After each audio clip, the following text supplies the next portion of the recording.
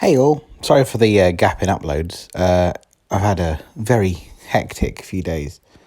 Life has gotten on top of me, but I'm finally able to relax. I'm going to record a few videos because I'm going to have a busy few days ahead again in the next little while. So I'm going to record a few videos today and upload them over the week.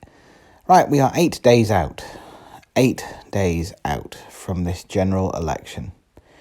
Where do I see things going? What's my prediction?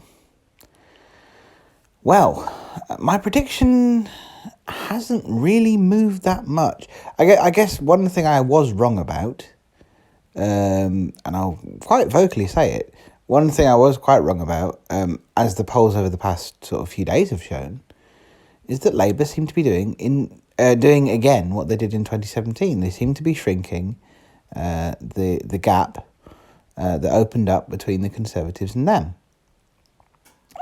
Now, do I think they can continue the shift over the next week and a bit? I don't think they can. It seems to be a direct correlation with the Lib Dem losses. And I think there's only so many of those voters you can pick up because there is quite a strong percentage of Lib Dem voters that don't like Jeremy Corbyn. There's a very strong percentage of Lib Dem voters that are ultra Remainers to the point where they are quite comfortable with the revoke proposal in the manifesto, as opposed to even putting it to the people in the first place. So I think that there will always be a certain contingent of Lib Dem voters that will never shift. But can they decrease the gap anymore? I think maybe they can, but I don't think it'll be enough. I do think we're going to end up with a hung parliament. At first, when I went into this election, my assumption was we were going to end up with a Tory majority.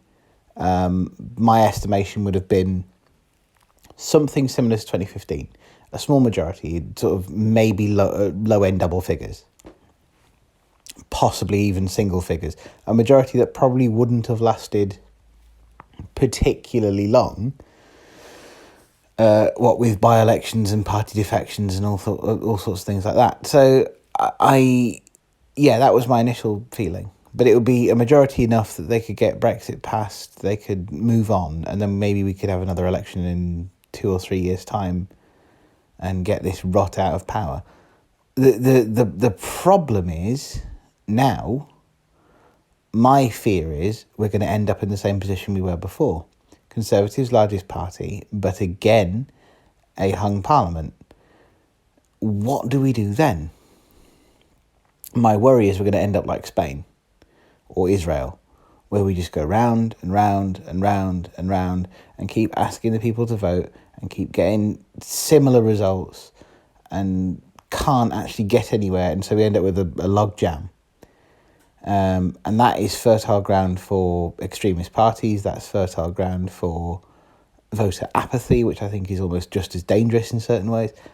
So, yeah, my biggest fear, and what I think is going to be a reality at the moment, is that we end up with the same outcome again. I guess it would depend on who supports the Conservatives this time.